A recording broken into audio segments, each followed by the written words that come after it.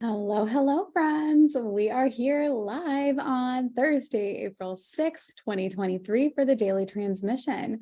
Please say hello when you arrive, whether you are on Instagram, whether you are on Twitch, YouTube, Spotify. It is always good to hear from you. Also, if you are on my Substack, it is so nice to hear from y'all in the comments and in the chat. I really love hearing your takeaways from the transmissions. Sometimes I don't know what I'm gonna say until I get here. Like literally, it's a Michael Scott situation. I just open my mouth and we get surprised by what comes out on the other side. And sometimes it's really, really good stuff. And sometimes, I don't know, maybe I don't know. And then y'all will message me and be like, I had this amazing takeaway and this and this. And so just, I appreciate that. I want to express that appreciation. I guess it's the full moon in Libra of it all. So I had a question come through my inbox from one of my private clients. And it was such a good question that I decided, like, let's just kind of riff on it for today's transmission. So this is definitely a question I know someone here also has. So let me just tell you what the question is. She said, how do you decide on whether to work on an idea or not? How do you actually know or decide if something is actually something that you want to work on, or if it's just a good idea? She has a lot of really good ideas, and she wants to, she has this like energy that she just wants to like attack it. She just wants to leap right into it. Now, I should also say that this client has like big cardinal energy, but at a square, because she's got, I believe, an Aries sun, Capricorn moon. And so she's got just like this big, like starter leader energy.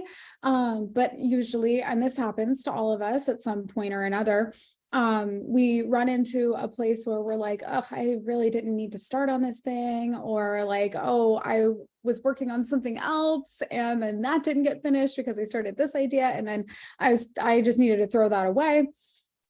So before I go into the astrology of it all, because of course I had to go like look up my client's chart, I want to talk a little bit about how I know whether or not something is something to work on. But let me say that this is completely subjective. This is my process for me. And this is the whole point of the work that I do. What works for me may or may not work for you. Maybe pieces of what works for me work for you. Maybe what works for me is the exact opposite of what you need.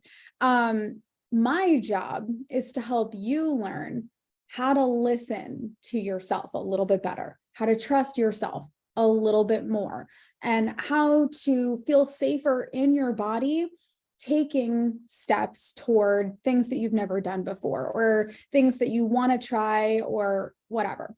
And then also there is that component of understanding this, whether or not something that you think you want is actually what you want, or whether it is something that we have created as a distraction, or as a self-sabotaging tool, or as a learning lesson, learning opportunity. There are so many different reasons that we may like interrupt something that is already in progress. But there are quite a few times that I've been, I've worked with people. I mean, I've been working with people for like 9 years now, working as a coach since 2017. And before I was even working as a coach, there was definitely like a component of coaching involved, helping my then copywriting clients to realize like whether or not they, like what exactly their goals were. Maybe you have a goal of visibility, of growing your audience, or you have a goal to start a business, but why? Like, where does that motivation come from? And so that's the first thing. Check the motivation. Like, is this self-motivated, or is this something that I feel a pressure from externally, whether that is from a partner, whether that is from a friend, whatever, it doesn't matter. Maybe somebody made the suggestion, maybe somebody is just insistent, like, oh, you should totally do this. This would be really good for you. Or I would love it if you would come work here with me or whatever. And I apply it to work, I guess, a lot, mostly because I know that this is someone, like, I'm kind of contextualized through the question. Like, this is someone who we're working on business goals together. But this could apply to literally anything. This could apply to like your social life. This could apply to like your physical health, your wellness plan, your spiritual life. This could apply to any area of your life. So is it self-motivated, right? Did somebody else make the suggestion, or do I feel like this will earn me something that I want, such as money or love or appreciation or recognition or something to that effect?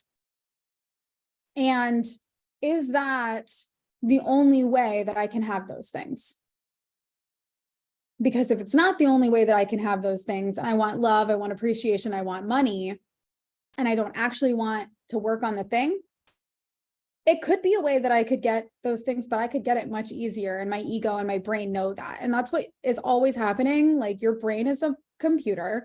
It is a processor. It can only process and do so much at any given time. And so with that said, it's going to simplify things, like, without your knowledge, like without your conscious like awareness of that.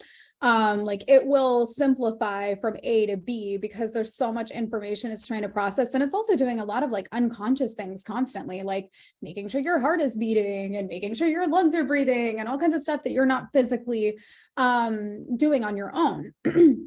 And so if we're not motivated to do something because we actually want to do that, or because we actually want to see the results of that, so like this, maybe I want to start a podcast, maybe I want to do, right, start my Substack, something like that, right? Maybe you want to start a business, you want to, okay, but why though?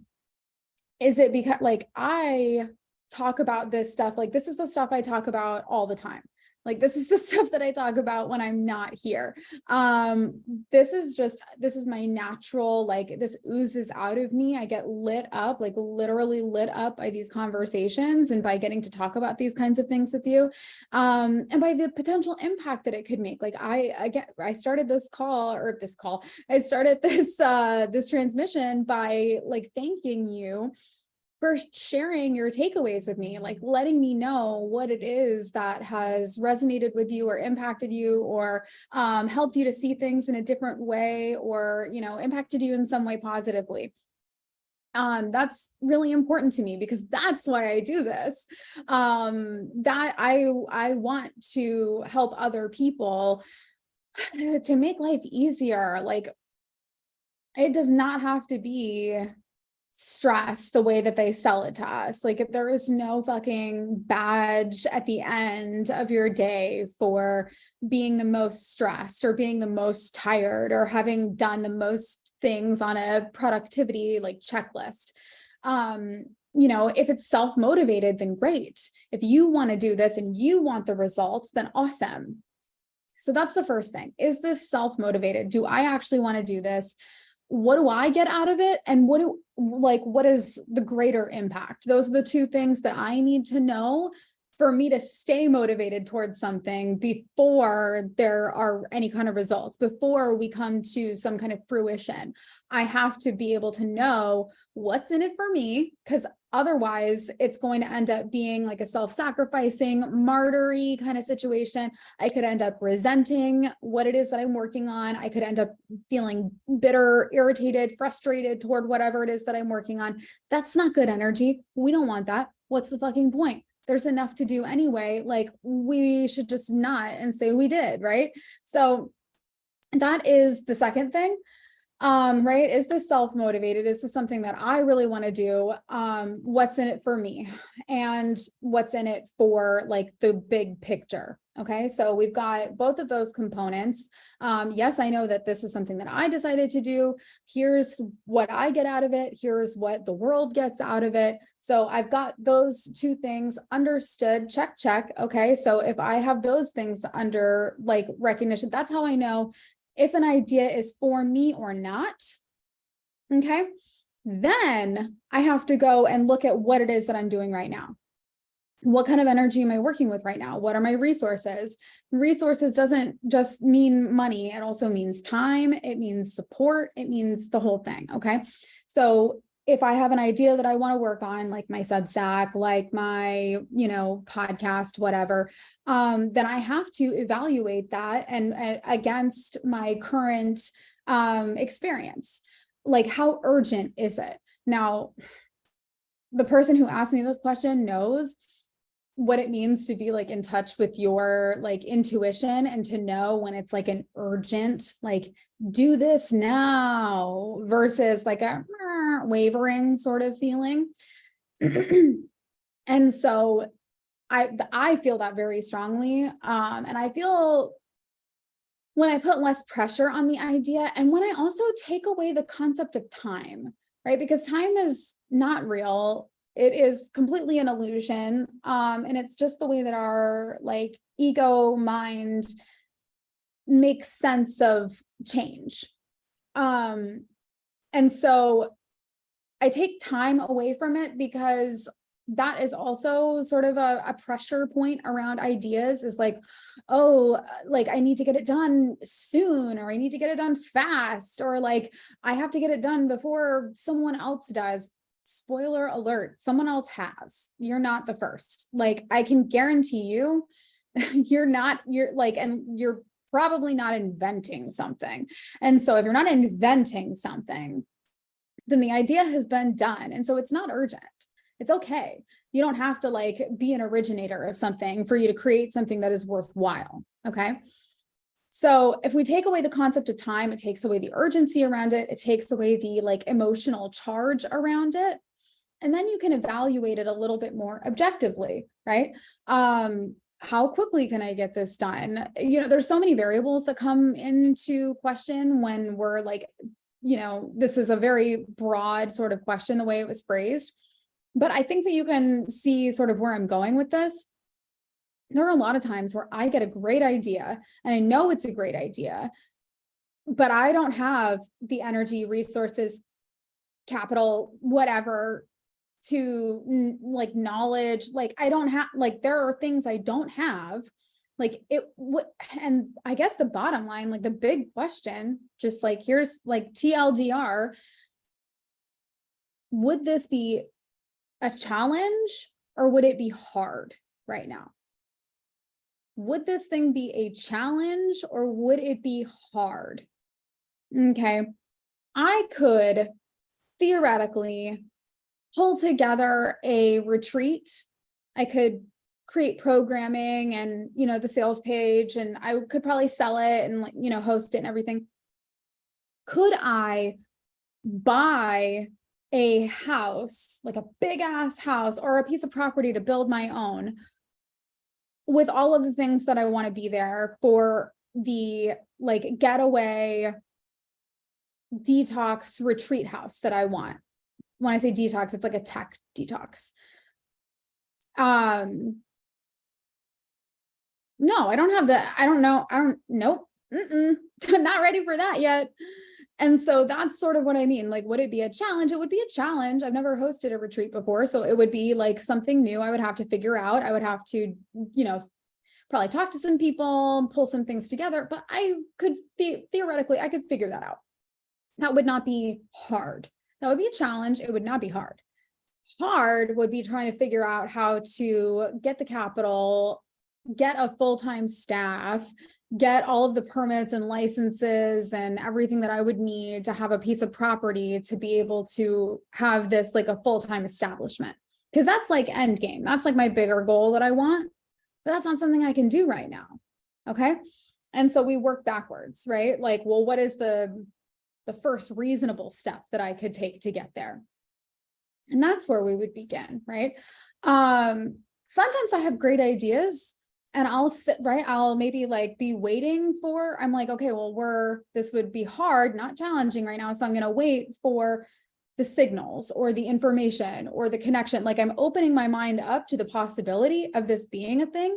And so I'm going to be able to see the opportunities and pathways. Like I'm opening my mind up to that information having relevance to me. So my brain is not going to just delete it, distort it, or generalize it away from my existence, right? Like your brain cannot literally process everything that's going on all the time. So it makes calculated choices without your knowledge or consent.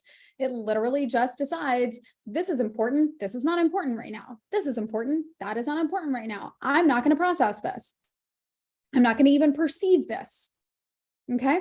So when we make a decision about something, or we have an idea and we say, okay, well, this is something that I would like to accomplish, but it is maybe not a right now thing.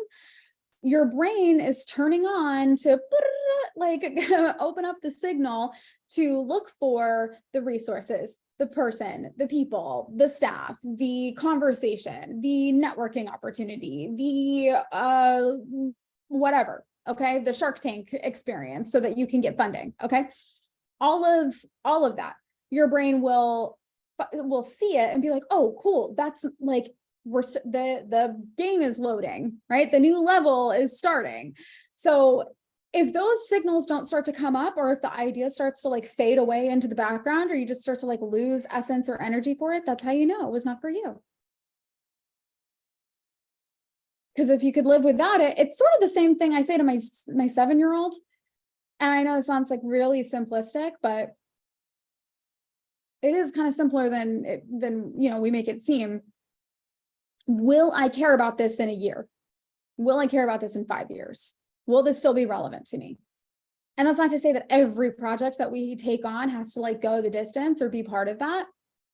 But if it's not something that you can see being like a bigger part of your life right now, or a bigger part of like your brand, your business, whatever, then, and it's not, it doesn't feel urgent. It doesn't feel like oh my gosh, I've got to drop everything I'm doing and start this, which I know that feeling. Like there are sometimes those, like, I just did that. Where I knew that my yoga teacher training was coming up. I knew that was happening. I had this like incubator thing coming through me, and I just could not stop writing. And so Substack, I knew I needed to launch my Substack. But with all of that going on, I could not handle the existing membership program that I had been carrying for like a year and a half. I had to close it. It was a decision that I had to make, and I made it.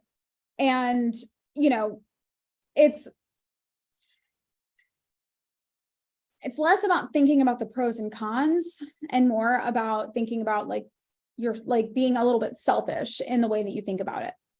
Do I have the energy for this? Do I have the desire for this? Would I want to do this if I wasn't getting paid for a while? And not to say that you can't get paid, because you might. And again, this is in the context of business, but this could apply to anything. This could apply to getting invited to different social things. And you're like, I really just like, I have a yoga teacher right now who talks to me about that she's like, she just went through her Saturn return. And so she's like in an up-leveling phase in her career right now, but it's got her like really like just doing the most. She's doing a lot of traveling, which is great. She's like doing what she wants, and that's cool and everything. But the social life that she had before that does not fit with this, which like I totally get. The first weekend of yoga teacher training, I attempted to go out on Saturday night, because like I can go out on a Saturday night and get up and go to yoga in the morning. But okay, it's a 9 a.m. to 6 p.m. That's just like not reasonable. And so I can go out maybe on a Friday, but not so much on Saturday during my YTT weekends. And so it's different things like that she's having to make those calculated choices right now. And so anyway, it can apply to anything. It can apply to your social life. It can apply to your vocation. It can apply to your spiritual life. It can apply to, you can have ideas or have like things that you want to do. And, so I don't want you to just like pigeonhole this only into your vocation or only into your business. I'm only using those like that kind of context because that is the person who asked me this question. She is one of my clients who's working on biz stuff. Now, on this note, I have to laugh because, of course, the person who sent me this question, which again, the question was, how do you decide whether to work on an idea or not? So first of all, like, she has tons of ideas. This person she's an idea, just open floodgate. She's always got great ideas, especially when it comes to creator stuff, right? Like she likes to make things. She likes to make, journals and planning stuff, and just like all kinds of things, podcasts, YouTube videos, you get it. And so, but she has a 9-to-5. And that's obviously it's a lot to manage. Like, y'all look at me and you're like, oh, wow, Fani, you do so much. Like, this is my whole job. This is my whole job. This is the only thing that I do for money. This is it. This is what I do for money. So yeah, I spend a lot of time here. I spend about as much time as you do at a 9-to-5, maybe a little bit less, but only because I've gotten really, really, really good over almost a fucking decade of doing this at knowing where to put my energy. And that just comes with time. That just comes with practice. And that also comes with you have to be a little bit adaptable. But this person, so she's got tons of ideas and she's got this 9-to-5. So obviously she cannot leap onto every single one. I took the liberty. Now, I already mentioned to you that she's got big cardinal energy. She's got an Aries sun, Capricorn moon.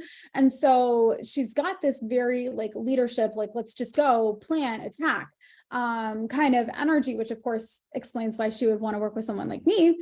But when I looked at her gene keys, because I knew she's going to have 11. Where is it? Not only does she have 11, where is it, fam? It's in that core wound placement / vocation. Y'all, we can't make this stuff up.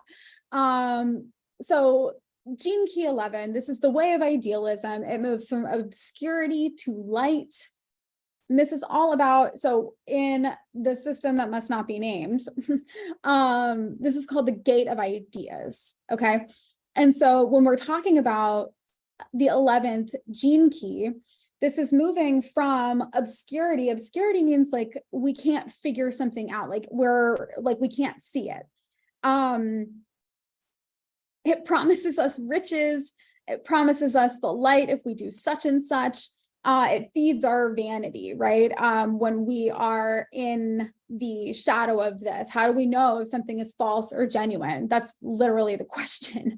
How do I know if this is something that I should work on, or if it's just a good idea? How do I know if this is false or genuine? And not false, but false for her. You get it. So it says, sometimes the only way is to go in. And babe, I have told you that we need you to work on asana. We need you to work on physical and breath work. I want you to pair those things together, because where you are, it's literally designed to get you into a place where you are not thinking. And in our society, it is so hard to actually get there. And even when we're in meditation is not thinking. It is not clearing your mind. It is the act of detaching from the thoughts that come through, which I know that this person is good at, which is great, but I need you to literally have no thoughts. And that's something that yoga can do, right? That is something that the asana practice of yoga can do, can set you up for. And so, this is right from obscurity to light. Light is what happens when we can see something. We can see something from all angles, all sides. That's sort of the concept behind full moons, actually, just to kind of call it back to the full moon that's going on, as we speak. It's all the lights are on. All the lights are on so I can see all the dust bunnies, and I can see all the things that are working and all the things that are not working. And not that we have to leap into cleaning mode, but we should be okay. Right? Observing and making note of it, because it's something that we can see it now. And that is what the 11th gene key is all about. The dilemma here, of course, though, is belief. And so there needs to be a certain level of self-belief, but there also needs to be the recognition that nothing is fact. I loved this line. A good scientist is never a believer, right? It's a belief in your highest self, a belief in your intuition, a belief in accessing truth, that light will clear away obscurity. But it's not like, okay, this is fact, this is law, this is everything. It is being open to the concept that things are changing. I love this. To have an ideal, because that's what the gift is, the gift of idealism. It, at the core of our life, is to live a life of great expansion and purpose. We must strive for the highest, most outlandish ideal, and then all our energies begin to organize themselves around that ideal. Okay, so how, with this being literally your core wound / vocation sphere, how do you know if something is actually for you, or if it is something that is just a really good idea? That is in here. Now, I've given you a couple of like mental checkpoints that you can use to kind of do that self-evaluation, self-check. But at a certain point, there just has to be the knowing, the yes, this is something that I need to dive into. Yes, this is something that my attention is being called toward. And then also letting go of any kind of concept of failure or a mistake or like a waste of your time, because all of that is also really important to whatever comes next. If you did it, trust you were supposed to. There's nothing that happens on accident, okay? Even if you think like, oh, shit, I shouldn't have done that, which I can speak to on another day, friends. I beat myself up for a really long time about teaching a program and about doing something that I later learned, holy shit, like that just did not feel good and was not in integrity. And I was trying to fix the thing because it felt not good, versus me just like listening to myself. Okay. And I just punished myself. I felt so bad for a long time for doing that. And y'all, there was nothing to punish. Oh, as soon as I knew, like, I didn't know what I didn't know. And as soon as I knew, I did the right next thing for me. Not to condemn anybody else in the world. Y'all are free to do whatever you want, and God fucking bless you, for real. What is correct for me, though, is correct for me, and that's all I can say. And so that is where I leave you today, my friends. What a great transmission. I hope that y'all listen to this, play it back. I might download this one myself and just like listen to it in the car, because, you know, sometimes I say some really good shit and I'm like, oh, that was for me, wasn't it? Like, I needed to hear that. But this was all from one of my clients. So thank you so much for the question. I will definitely be sending the link to this person, and I hope that y'all who are here or watching the replay got something amazing out of this too. Would love to hear your takeaways. So let me know in the comments, let me know on Spotify, let me know on YouTube, wherever you be. And if you want to send me questions, guess what, y'all? You can do that as a paid subscriber on my Substack. Oh yeah, you can. Send me your birth details, send me a question, and I will write a whole post just for you with energetic recommendations and next steps. It's $11 a month. $11 a month to have full access, or not full access, access to an astrologer who's also cool as fuck. Come on, it's a steal. I love y'all so much. I have got to get ready for meeting my incubator. That happens in a couple of hours, and I gotta finish writing my cards for Sacred Sessions this weekend. Why are you the way that you are? If you are local, come see me at the factory in St. Pete this weekend. I'm on stage at 5:15. I am so excited. Cannot wait to see you there. I hope you have a beautiful Thursday. Happy Jupiter Day. I'll see you tomorrow, friends. Bye.